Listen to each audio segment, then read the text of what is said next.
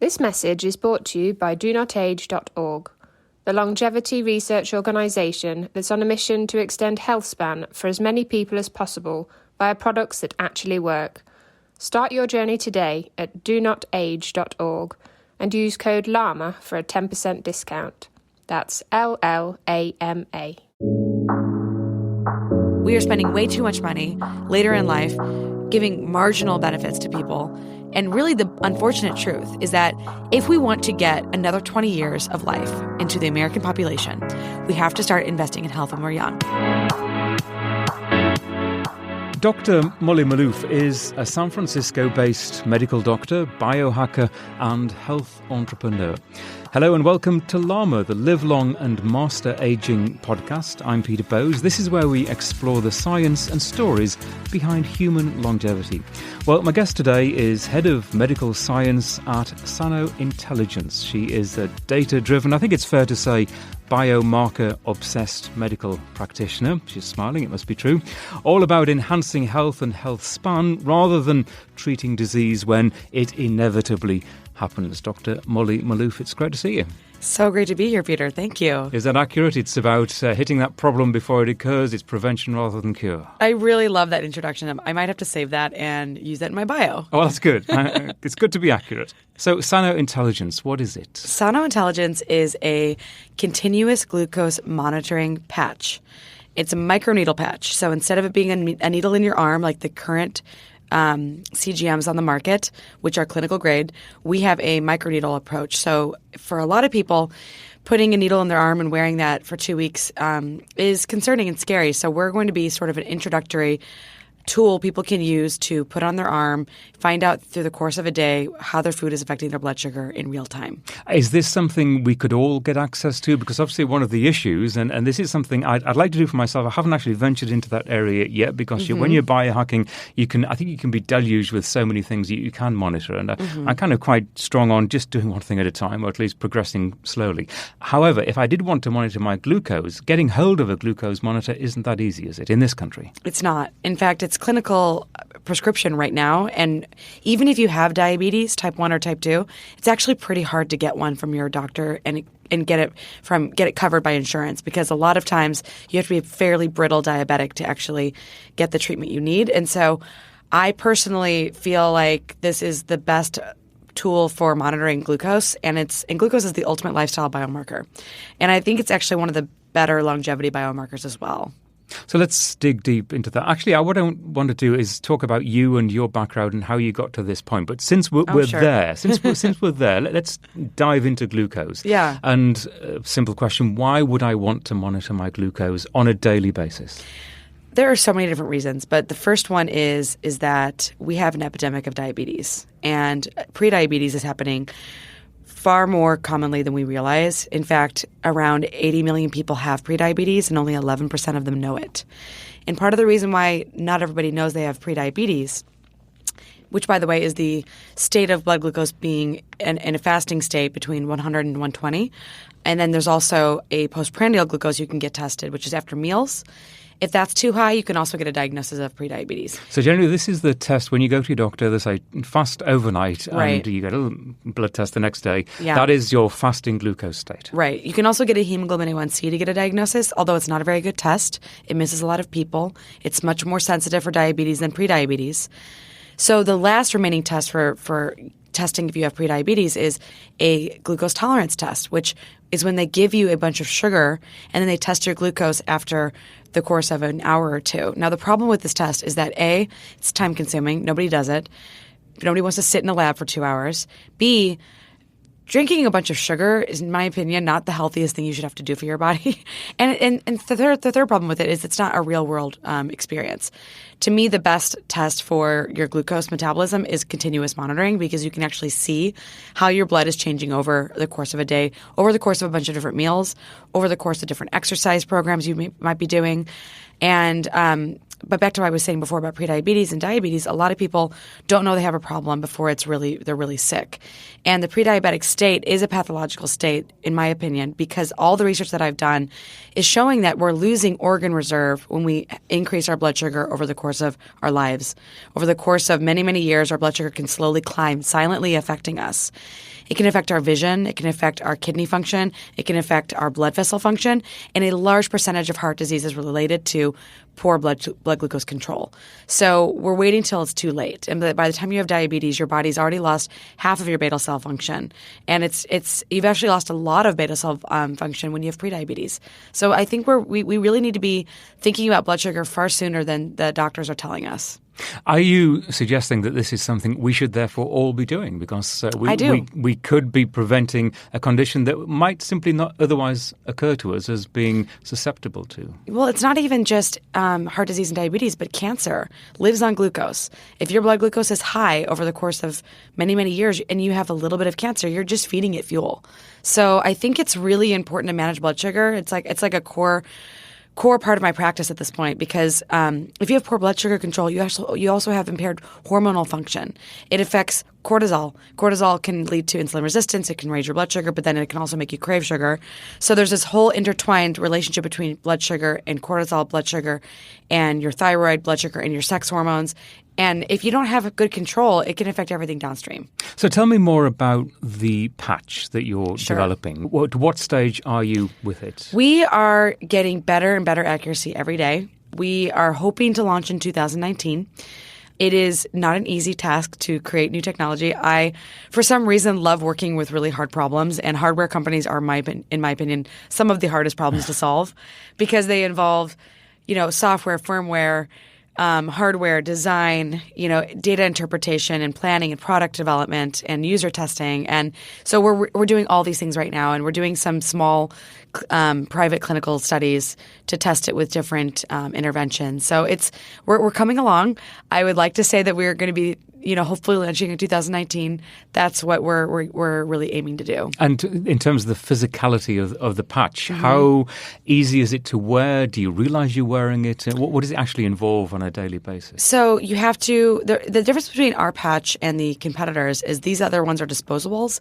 And we have a pod that is a non-disposable pod that you will use and you will keep. And you'll put it into the patch and you'll wear it on your arm. And you'll take it out and you'll recharge it and you'll reapply with different patches. So we've got the microneedles that are disposable, and then we have the little pod that's rechargeable. The reason why is because we have a Bluetooth, right? So that syncs to your phone. Most Bluetooth-enabled devices are not disposables. Most companies that are using, the most current continuous monitors are designed, like the Abbott Libre is designed to be a disposable patch. And so what we have is something that you put it on your arm, and you know what? The form factor currently, we're working with designers to make it a little bit cooler looking. But, the biggest complaint we get is that people ask if you have like a medical device. Like, are you wearing a nicotine patch or something? So we're trying to work on it getting to be less medical looking because we really want it to be a consumer product. But, you don't really notice it much, honestly. You don't really, you feel it when you put it on, but you only just feel there's like a mechanism where it attaches to your arm with a spring-loaded device. A little bit in the way that activity trackers are now being developed as rings or almost accessories that you wouldn't otherwise blink at. Right, exactly. Right. I mean, it's going to take time for us to get to the point where we have wearables that are invisible, wearables that are very, very imperceptible. I think we're going to have to wait till implantables for that to happen, which I personally would get. If I could get a continuous glucose implantable, it would be amazing, and I would totally put that in my body. Now, you mentioned everything you've got to concern yourself with, the hardware, the firmware, presumably eventually the marketing and that side of it. Yep. You're a doctor, and presumably a lot of this doesn't come naturally. And we'll continue this conversation in just a moment. Hey, quick question for you. Are you someone who wants to be fit, healthy, and happy? And what if I told you could get your dream body by simply just listening to a podcast? I'm Josh. And I'm KG, and we're the hosts of the Fit, Healthy, and Happy podcast. Listen, we get it. Fitness isn't easy. Carbs, no carbs. Just stop, okay? It doesn't have to be that complicated. And that's why we made this podcast. We get straight to the facts so you can become your best you. So the way to check us out is click the link in the show notes or search Fit, Healthy, and Happy podcast on any of the major podcast platforms. We'll see you soon. Oh, you know, that's the thing about working in tech for the last 6 years. Like, I've worked with over 20 tech companies now. And so the most wonderful part of my life is that, unlike most doctors, I have so much novelty. I get to experience so many different new technologies. I get to work with people who are geniuses at product. I get to work with people who are genius engineers. And I get to talk to people who are like signal processing experts and just absorb what they're teaching me, what I can learn from everyone. Really enhances my own worldview and makes me more humbled about, I think a lot of doctors kind of walk around with a perspective of that they know it all. And I have learned that through working with a bunch of technology companies that there is so much that I don't know. And in fact, the more I learn about that body, the less I realize that I do know and the more that I want to research. And that's a big part of my life as well, is just pouring through data and pouring through white papers.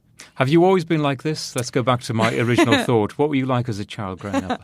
I was definitely the kid in my family who was in her dad's workshop playing with things and tools and taking things apart. And I remember I once took apart a television, and right before I was about to pull out this spark plug, apparently, my dad was like, "No, don't do that. You're going to blow up your face." Television have spark plugs in them? They had some sort of plug that would have generated a spark. Okay. And I see. My dad said that if I would have pulled that out, it would have probably blown up my face. So these were old televisions. But I was also a child who was doing, science projects on, I was fascinated with the body. So they were always related to different organ systems. And I decided to become a doctor in 5th grade. I mean, it was like a clear calling in my life that I wanted to do this. I was reading Michael Crichton. I loved reading, books written by doctors, and I loved Russian novels written by doctors. So I was kind of a strangely precocious kid. And looking back now, so making that progression, you want to be a doctor, and the kind of training that you had as a doctor, did it live up to your aspirations? I mean, medical school was by far the most challenging intellectual experience I've ever gone through. And so it certainly lived up to the expectation of it being very hard. It wasn't like I was one of those medical students who was like, oh yeah, med school was a breeze. Because there are people who say that.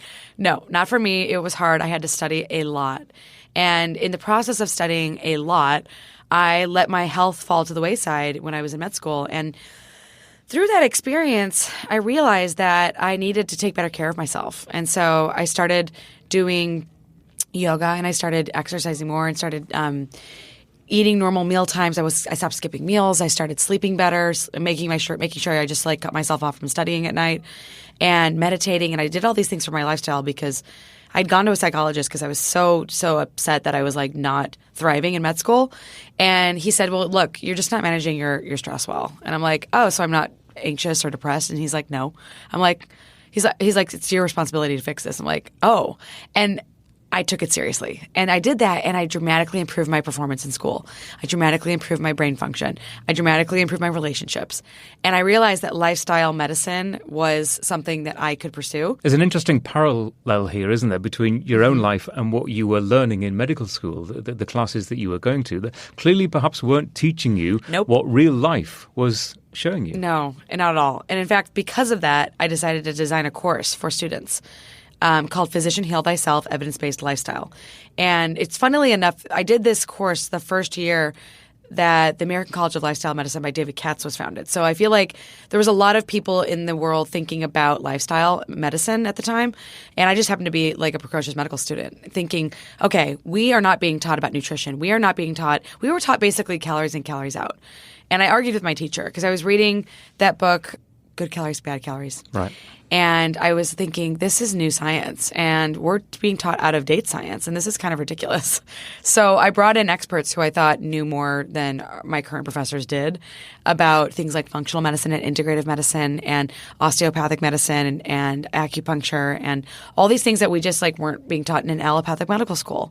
And it was a huge hit of a course. Students loved it. I learned a lot. Everybody learned a lot. And it really helped shape my worldview around how important it is that we care about our lifestyles, because 80% of our diseases that we treat in hospitals are preventable. I would venture to say that most people, I would say the majority of people, it's just a gut feeling, still believe that a calorie in is equal to a calorie out. The problem with that theory is that we are not a closed system, and we are also not a single organism. We have a microbiome filled with trillions of other organisms, and that affects our blood sugar, that affects our hormone metabolism, that affects a lot of things that we don't think about every day. Our hormones are intimately tied to our weight set point.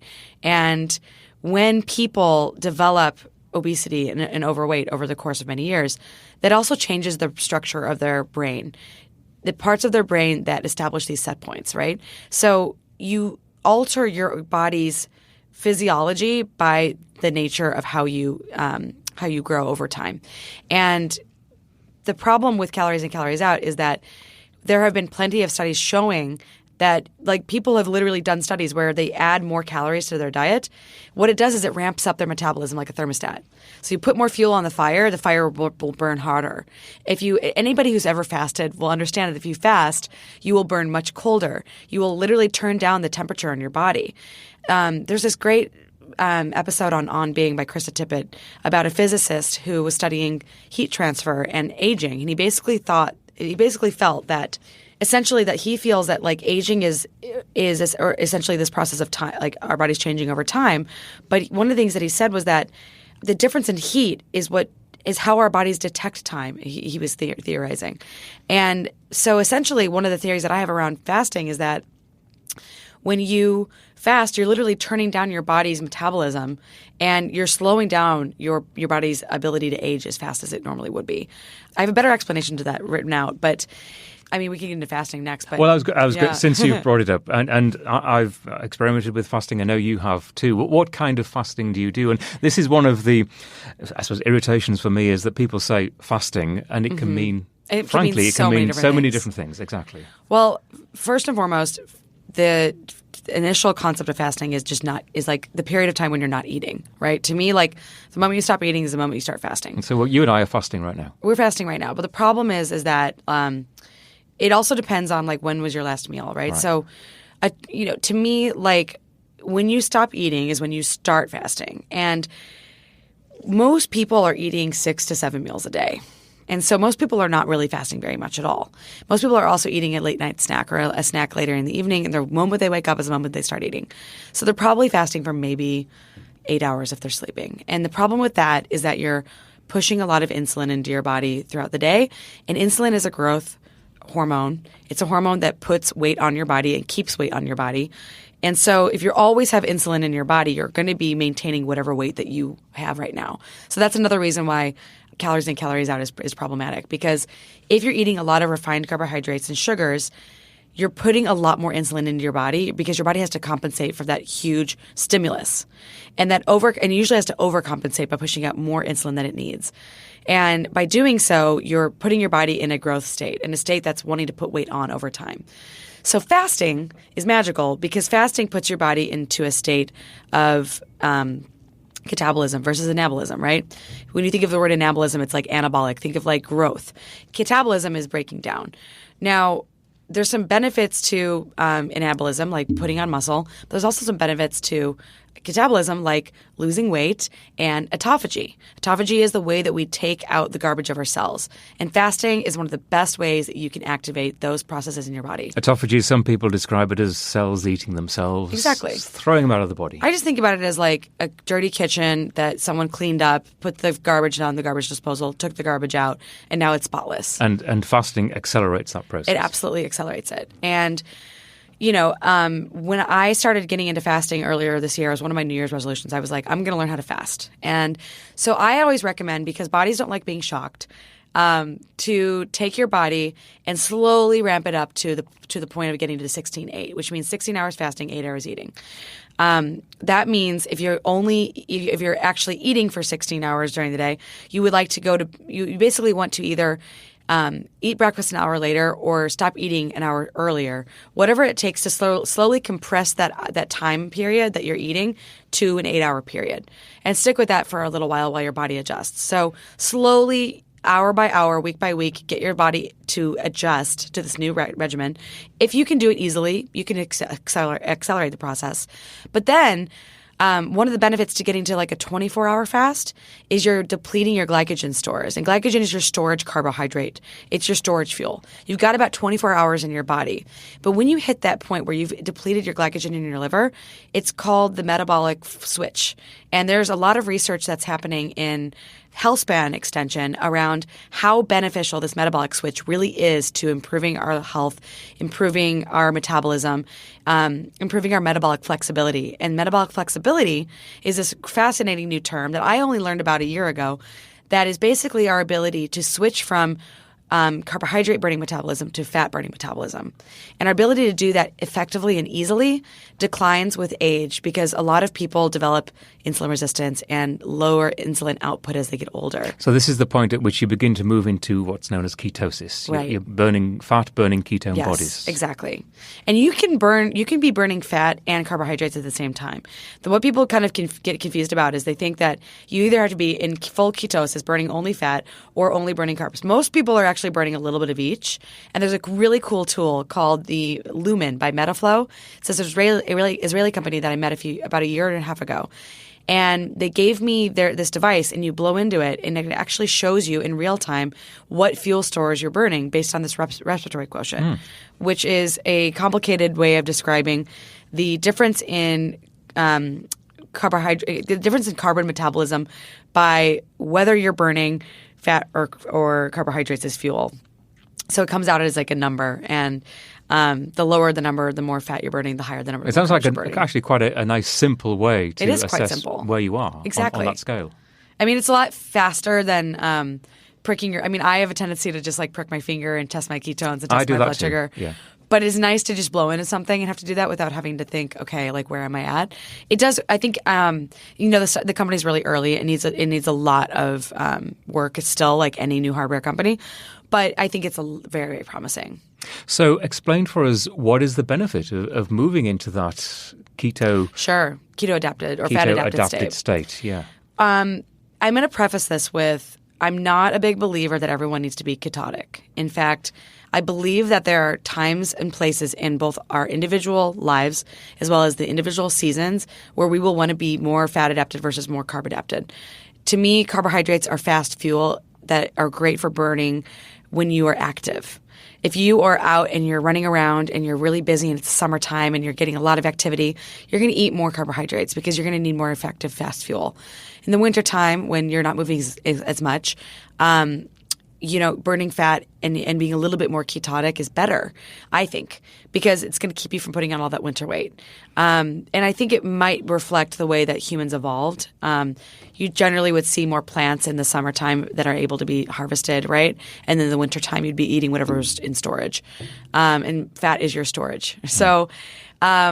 So yeah, that's one of my belief systems. But there's also this whole concept of different body types, right? There's different people who have, there's like sort of the ecto, endo, mesomorph body types. Certain people are just sort of big boned, tend to need to be a little bit lower carb. Certain people are going to be just higher fast metabolisms. They tend to be naturally skinny. They tend to eat carbs really easily. Then there's people like me who just are kind of in the middle, whereas for me I have to be kind of careful with my carbs. I use them as fuel. They kind of reflect how much I exercise. But the concept of metabolic flexibility is that you're not stuck in just carb burning metabolism, which a lot of people are stuck in, because a lot of people just eat so much sugar and so much refined carbohydrates. They eat too many crackers, pies, pastries, breads, pastas, pizzas, all these things that have been added to our diets dramatically over the last. I mean, if you really look at what's problematic for our society over the last 50 years. Since the 1970s, we've dramatically increased the amount of vegetable oils and refined carbohydrates in the diet. If you look at what those are found in, it's packaged processed foods. It's corporate-made food. So the easiest thing anybody could ever do to optimize their metabolic flexibility and optimize their blood sugar control is reduce these products in the diet and just switch over to 3 meals a day and then eventually get to 2 meals a day.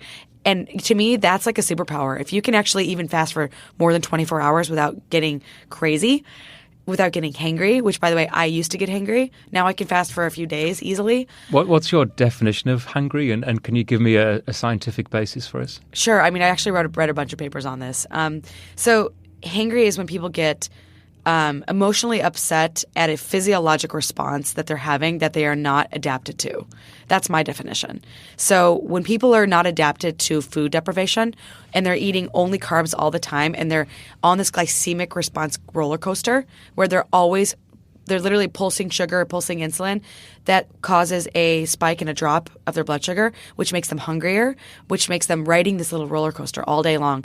They cannot easily go a few hours without food, and they get quote unquote hangry, because what's happening is they're getting hungry and they're interpreting that as a negative signal that there's something wrong in their body, because their body is actually in an abnormal state that they've pushed it into through food that's been hijacking their metabolism in a bad way, right? It's hijacking their brain and it's affecting their metabolism poorly. These foods that hit the bliss point, the salt, sugar, fat laden foods, they are toxic for metabolism, and they cause all sorts of derangements, including making our brains believe that regular healthy food doesn't taste good. So there's a lot of stuff going on here, but really fundamentally hangry is just people not being adapted to a healthy food supply. And of course, being hangry or angry while you're fasting is the state, I think, that most people recognize as a result of not eating. And often, probably most often, given as the reason why people don't want to fast, because they think they can't do it. Right. The problem with being hangry is that, to me, it's a signal that you are not metabolically flexible. Because the thing is that as you start depleting your glycogen stores, if you're not able to easily tap into your fat metabolism because you haven't built that metabolic machinery through the process of doing that metabolic switch occasionally, doing these occasional fasts, going lower carb occasionally, doing exercise regularly. If you're not doing these things, you're not actually able to build that machinery to burn fat effectively. And so when you start depleting your glycogen stores, it sends a signal to your body that you are in an emergency state because your fuel stores are low. You're like a video game player, and your fuel supply is on the last bar. And that it can be interpreted as, oh my God, I am losing my security in life and I need to find food. It's, to me, what's really fascinating is that I used to not be able to focus when I wouldn't eat. But now that I'm fat adapted, now that I'm able to fast regularly, I can actually, what's really funny is I'm actually more focused when I'm not eating. I was just going to say that. Exactly the same observation, that once you become experienced in fasting, whatever, and this does seem to apply to the different kinds or durations of fasting, but once you become to a point experienced, that hunger turns into almost a sort of mental euphoric high. Does. Phil Libin, I think, who you know as well, who's been on this podcast, talks about this a lot, about that euphoria, that mental agility that you get through fasting, which is quite the opposite to being hungry. Totally. It's kind of surprising and astonishing. Phil and I were actually hanging out, and he was teaching me all about his whole fasting regimens. And then I went and dug into the literature. And what's really funny is that we had like a slight – this is kind of a non sequitur. We had a slight disagreement recently because I said, Phil, I looked at my period tracker on my phone, and I've been fasting a lot over these last 3 months, and I think fasting affected my hormones because my periods went from perfectly regular to irregular. And arguably, I was pushing myself in pretty challenging ways, because I went from 16/8 fasting to 24 to 24 hours to 36 hours. And this is like every week I would just add another challenge, to 48 hours, to 72 hours, to another week of 72 hours, back to 48 hours, then 56. And I was just like doing all these extended fasts. And as a woman, I believe that our metabolisms are just fundamentally different in certain ways because we have different metabolic needs.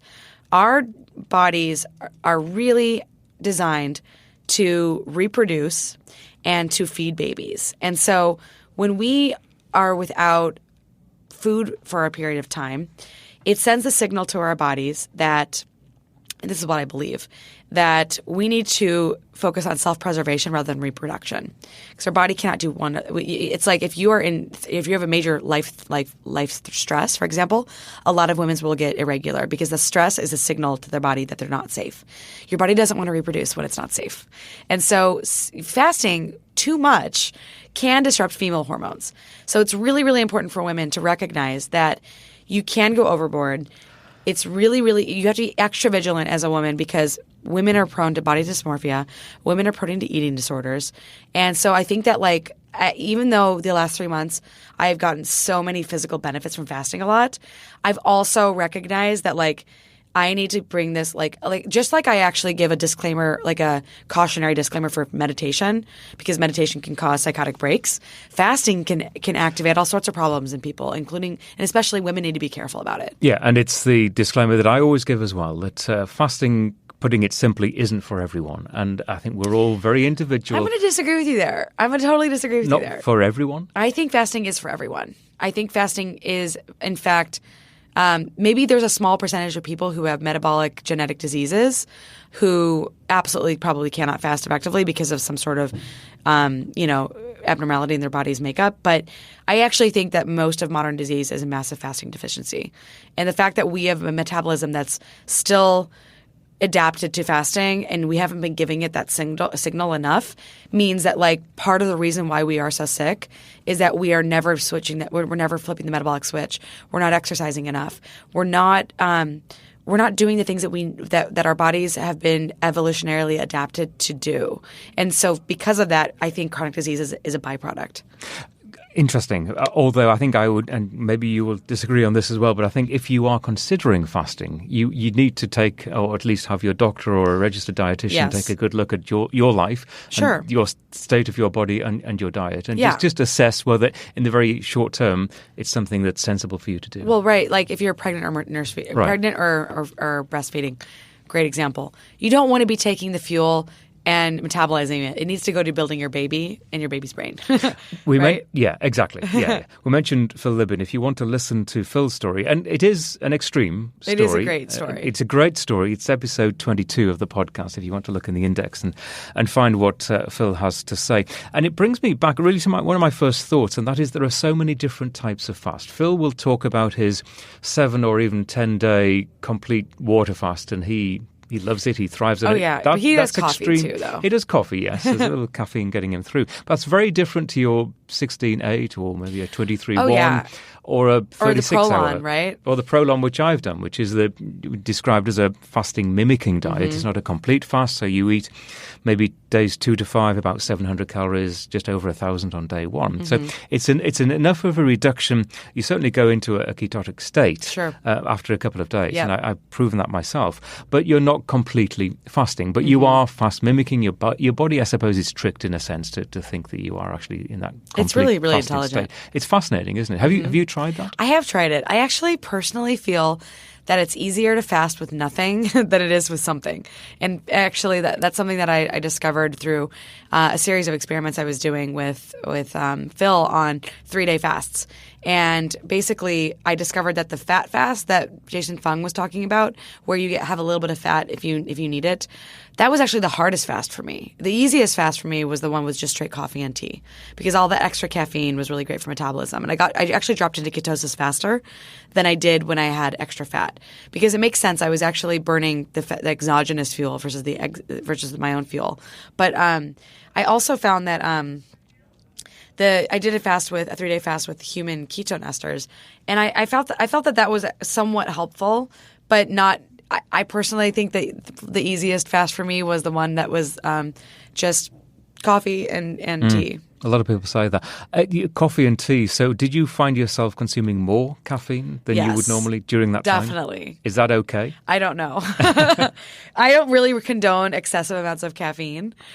But as somebody because like it can actually disrupt female hormones and other people's hormones, but like I do drink a couple cups of coffee every day, and I love caffeine. It's like my favorite drug. But definitely, the amount of green tea I was consuming that one day was like the second day of my fast. I was just like, whoa, it was like quite a lot.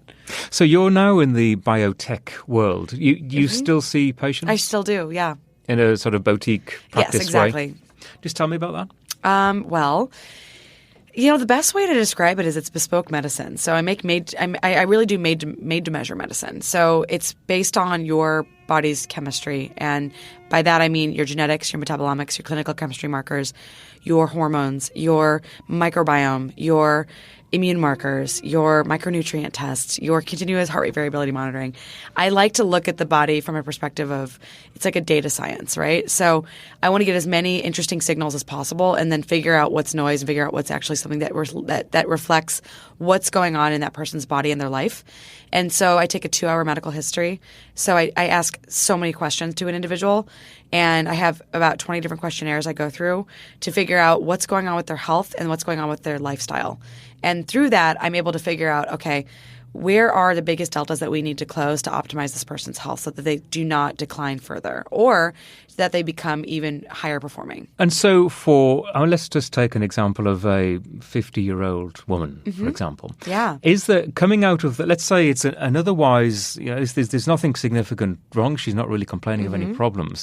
What are the main biomarkers? I know you look at a lot. Oh my gosh, but sure. Can you give me maybe a top 5? Yeah. Vitamin D on everyone.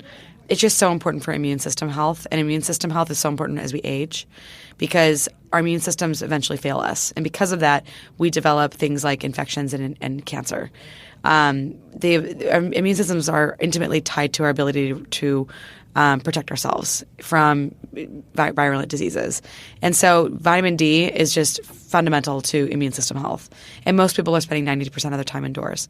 I was going to say, and here in California, you would think it isn't a problem? You would think it's not a problem, And but then I actually have patients in LA who go surfing regularly and they have vitamin D of 30. It's not high enough. And then, for a woman who is probably hitting menopause or perimenopausal, I would definitely want to look at her hormones. So I would look at a dried urine hormone testing. It's like basically like the full hormone metabolism picture. So sex hormone metabolism, cortisol metabolism, and there's a few other markers that they measure around like melatonin and things like testosterone and all the good stuff. So I'd want to look at hormones especially. And then iron metabolism for women is just always an issue. And even for a lot of women who are older, they develop things like fibroids and they end up with anemia. There's also quite a lot of hemochromatosis that's undiagnosed. And I always like to look at ferritin as a marker of iron metabolism because if it's extra high, it's also a marker of inflammation. So ferritin's really important to me. And then what else would I look at? I mean, I like to look at this test called a NutriEval because I like to look at micronutrients to see if are they getting a healthy diet. I can basically take this test and know if they're getting the appropriate amounts of omega-3s, of micronutrients through plant-based phytonutrients. I can look at if they're getting enough amino acids, if they have any amino acid imbalances. And it also gives me a decent look at the Krebs cycle. So I can actually see if there's any issues with their metabolism of different things. The Krebs cycle being?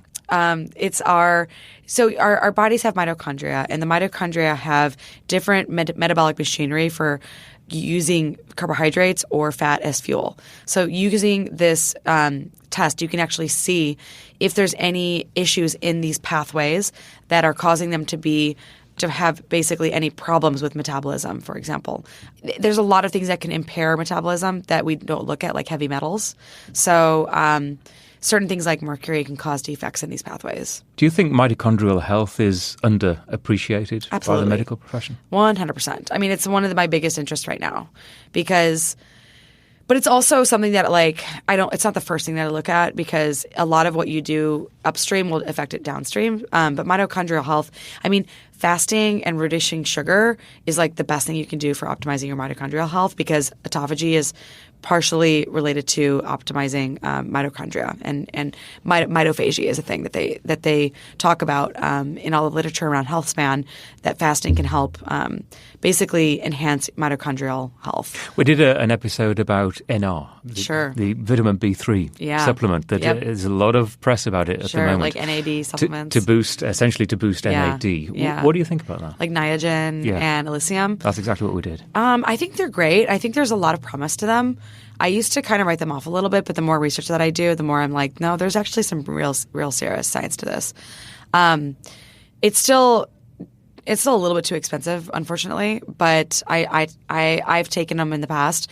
I think they tend to work better for people who are older. Interestingly, I think they're probably best used as you get older. Kind of like melatonin's probably best used as you get older, as your body starts being more depleted in these things.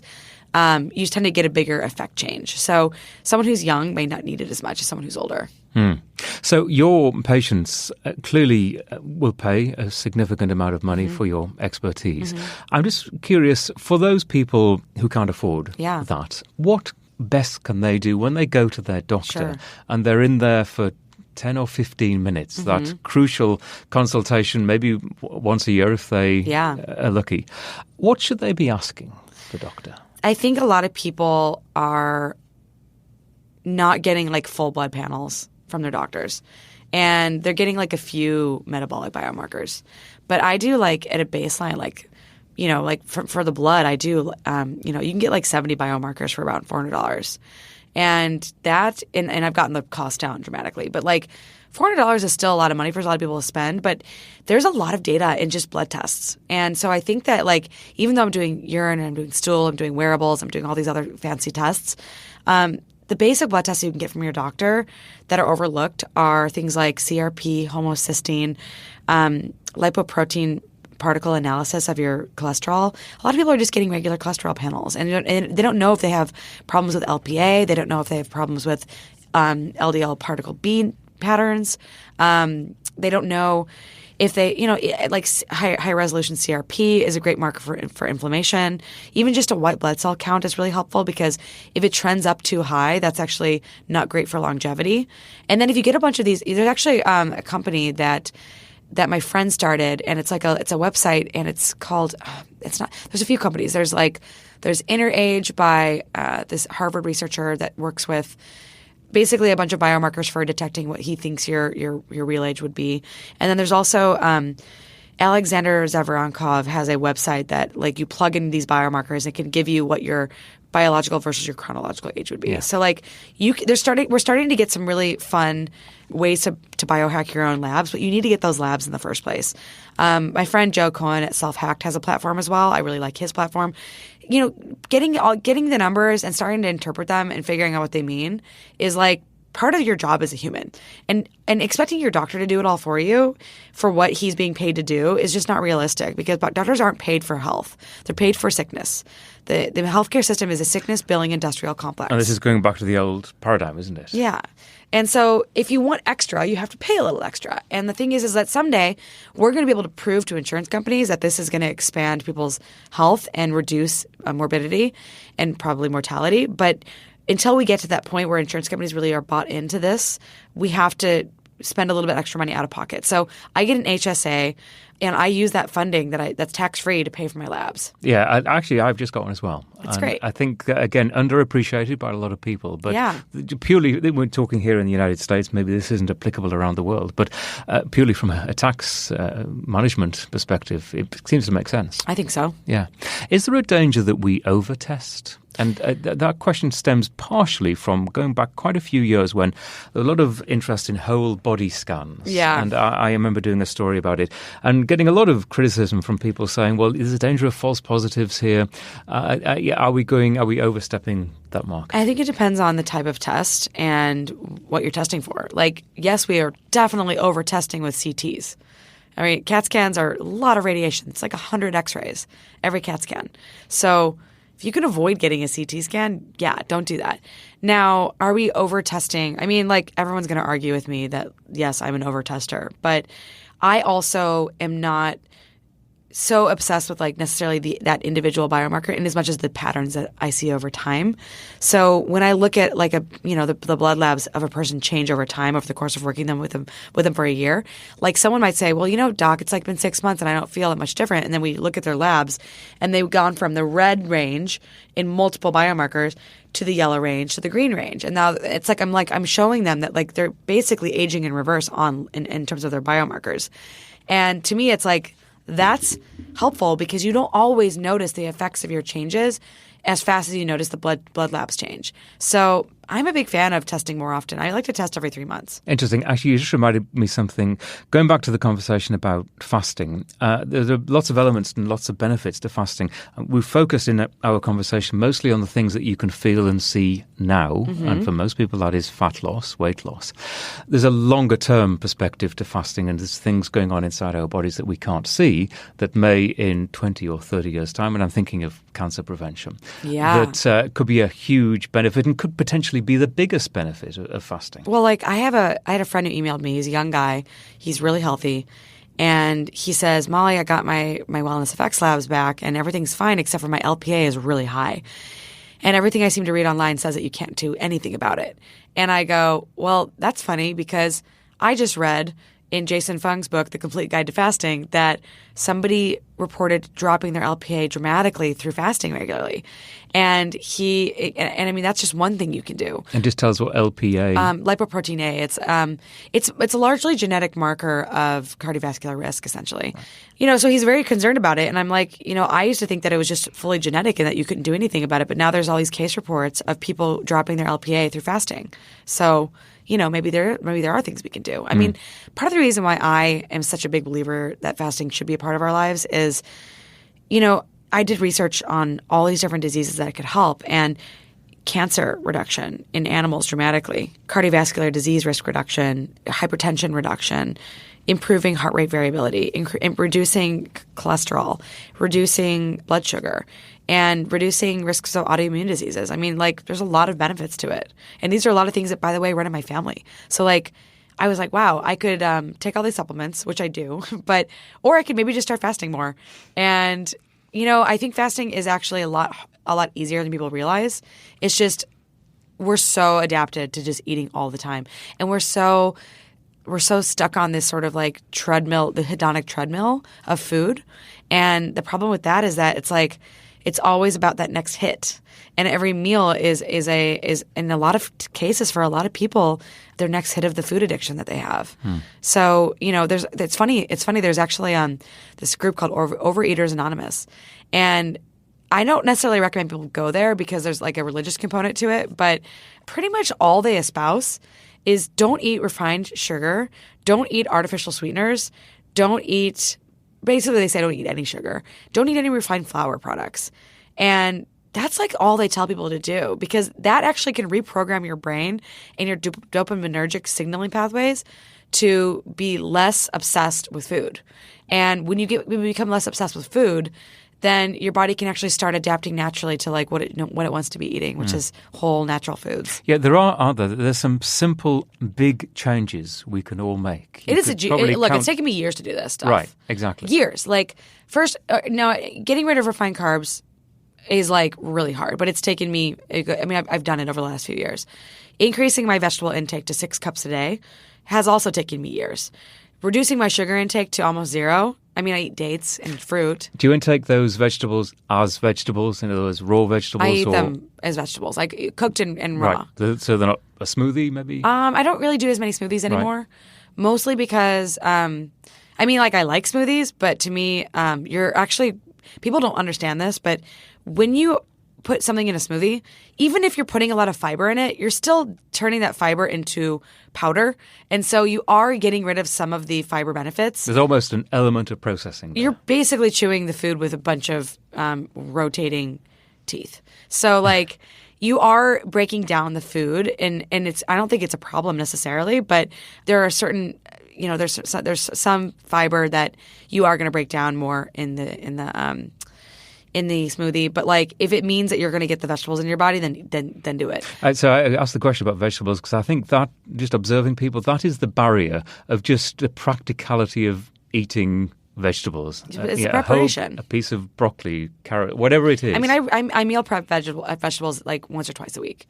So I always have fresh vegetables in my fridge. It's just that's the secret, isn't it? It's really the secret. It's just preparation. It's people look at these bodybuilders, and I'm not condoning bodybuilding, but they look at these people and they're like, oh my God, they're so amazing. And all they're really doing is regimenting what they do in the gym and in the kitchen. They have very specific amounts of foods that they're consuming on a day-to-day basis, and they're playing with their metabolism with the amount of carbs and fats that they consume and the amount of protein that they consume. It's fascinating to me, but it's also the key is that we all need to start looking at our food as our medicine. Some people are looking at food as performance enhancing food, right? They're regimenting their foods to the point where they get some sort of outcome that they want. We all need to look at our food as this opportunity to dose ourselves every day with things that are going to make us as healthy and fit and happy as possible. It took me years to do this, but every year I would choose a different vegetable color that I would just add more of. I was this is really simple. I'll see more green things this year. The next year it was red things. The next year it was yellow things. The next year it was purple things. Before I knew it, I was just eating all the rainbow. And now I crave vegetables. And in fact, when I did a month on keto earlier this year, I really found it really problematic because I just couldn't eat enough vegetables. And I was just my body was I can't wait to just shove my face with salad. And it was just like, I don't eat a bunch of crap on it. Like, you can really screw up a salad with just adding too much nonsense to it. But like, you have to kind of fall in love with things that are good for you.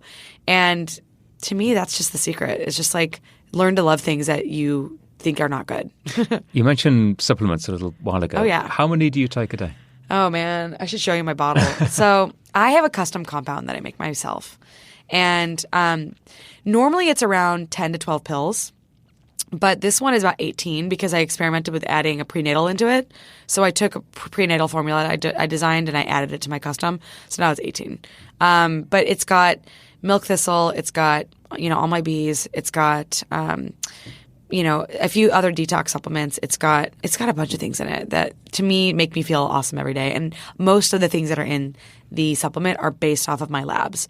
So I put things in there based on what I'm seeing in the data. And if you had the, in commas, the perfect utopian diet, would it be possible to get all those supplements without taking them as extra? You would still want, not everybody wants to eat turmeric every day necessarily. Like, I like turmeric and I have a bunch of it in my fridge. I literally have a lacto-fermented turmeric paste that I made myself. Yeah, I do that. But I find that green tea, for example, I really like green tea. But if I drink 10 cups, which I did when I was fasting, I'm getting a lot of caffeine. So EECG is a nice thing you can take out of the tea, put it into a supplement, and you don't have to have the benefit. You don't have to have all the caffeine in it. So there's certain reasons why you might want to add things to a supplement versus and vitamin D. Yes, if I lived outside, it would be a different story. But even though I try to spend a lot of time outdoors, I'm still not getting as much sun as I would like.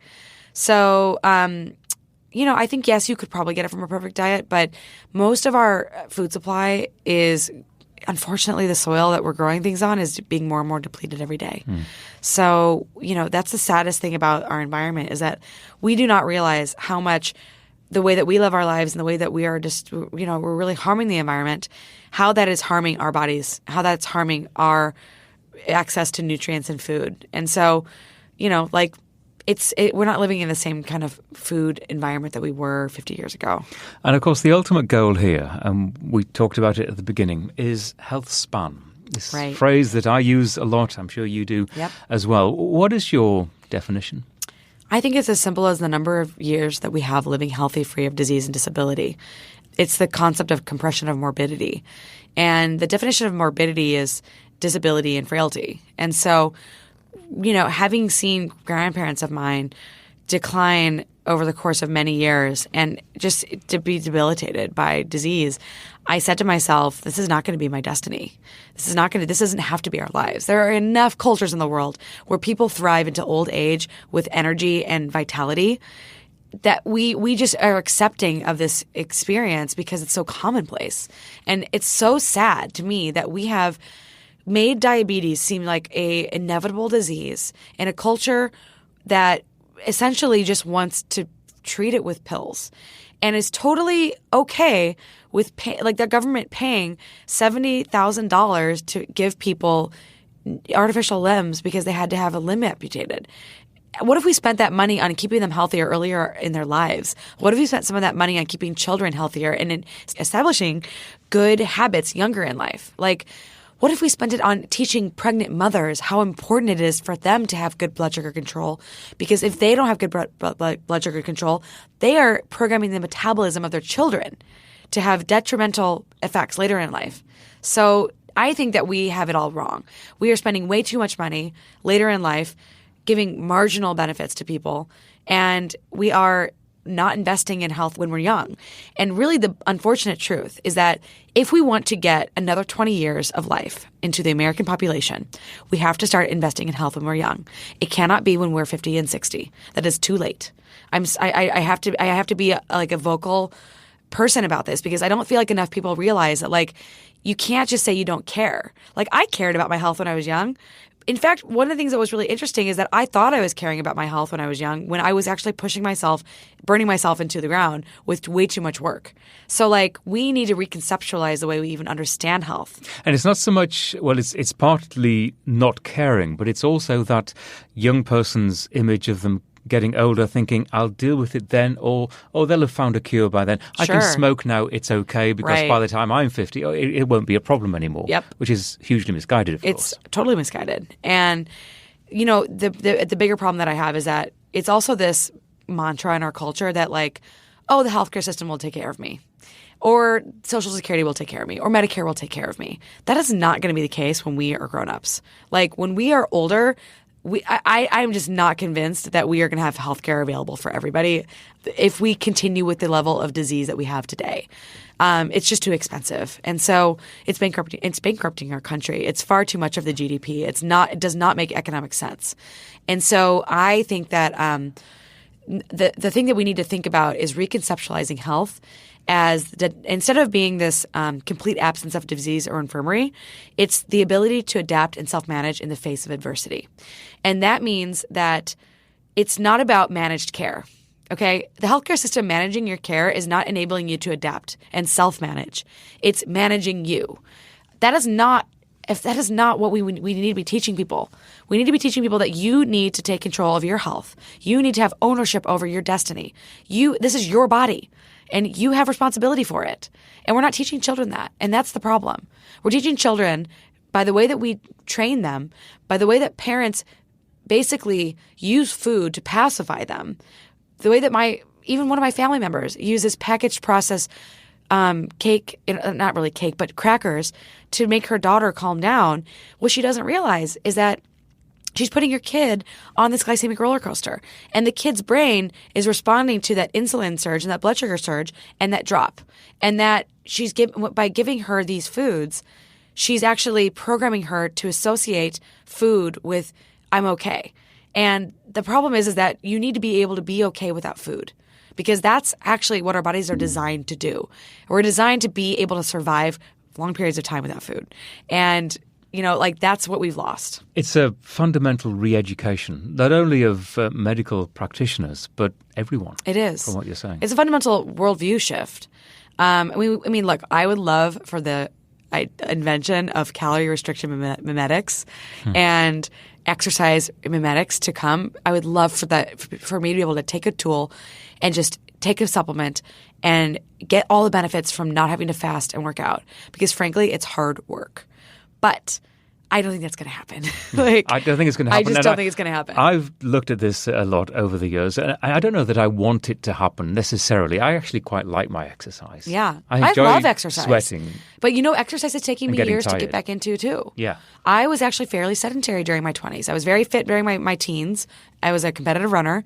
Got into my 20s, started studying. It was very sedentary. And then late 20s started coming upon me, and I said, oh God, I can't believe that I think I'm espousing optimal health optimization and I'm not exercising enough. So I started walking 10,000 steps a day. I stopped driving to work. And then I started, taking longer routes to work. And then I started doing kettlebell workouts with apps on my phone. And then I started doing like the 7-minute workout. And then I started weightlifting. And then I started doing yoga again. And then I started running again. And then I started, doing these things that were more challenging. But it was a slow, gradual progression to a place of better fitness. And that's how people need to think about health. They need to stop looking for quick fixes, and they need to start recognizing it takes years to make your body shift. If you have someone like me helping you, I can accelerate the process dramatically, but you still need to put in the work. And that means I look at exercise as 4% of my day.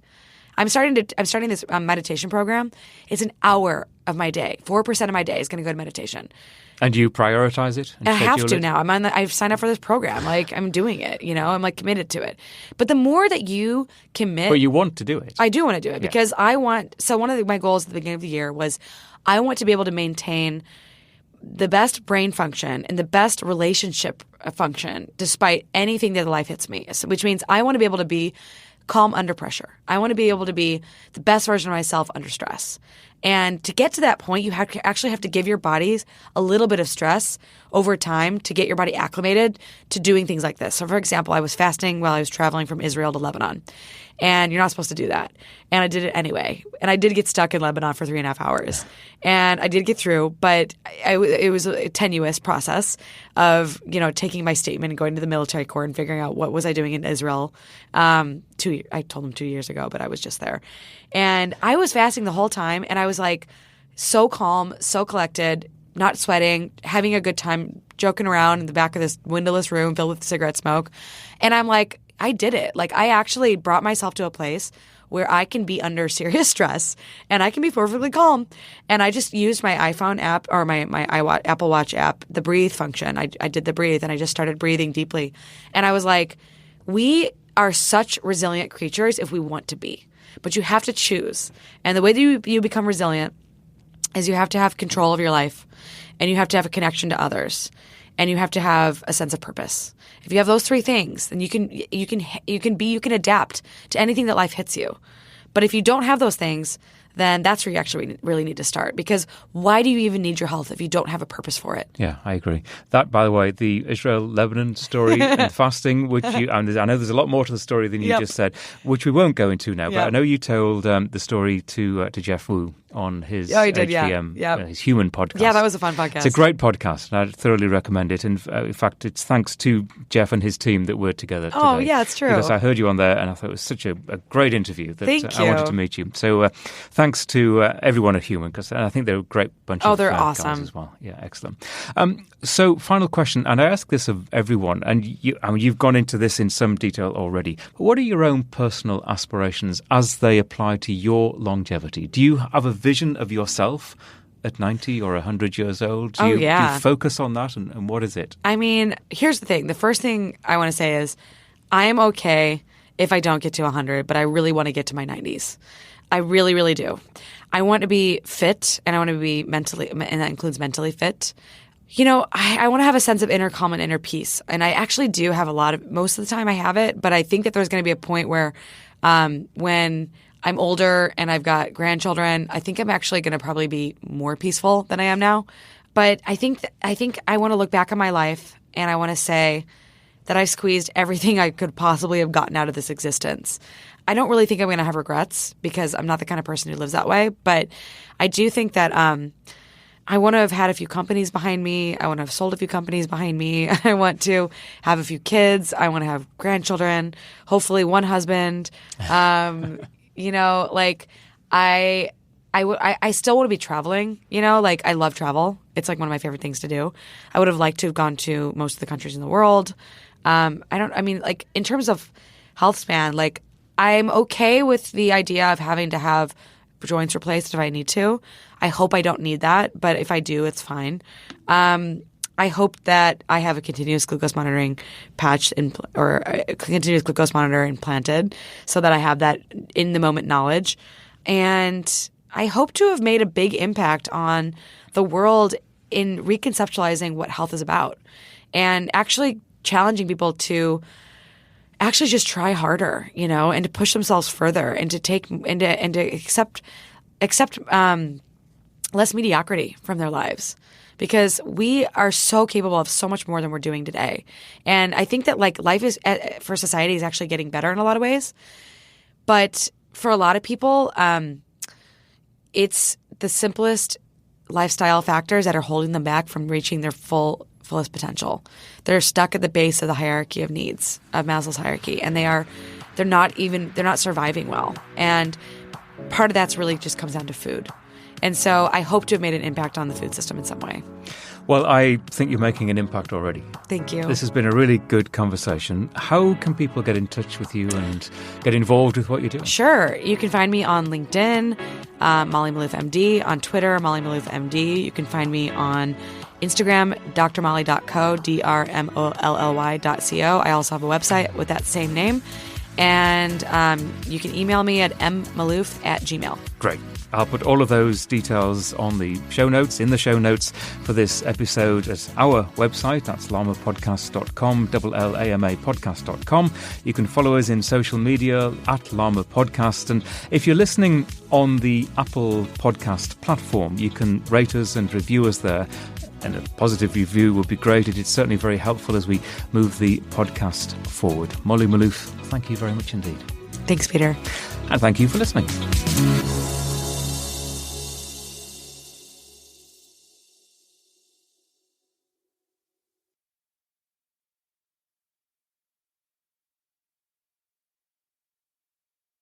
Health optimization is what this podcast is all about, and that means taking care of our mitochondria, the energy centres of our cells.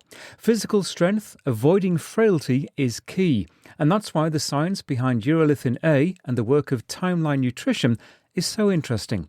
You can find out more and get a discount code at our website and in the show notes for this episode.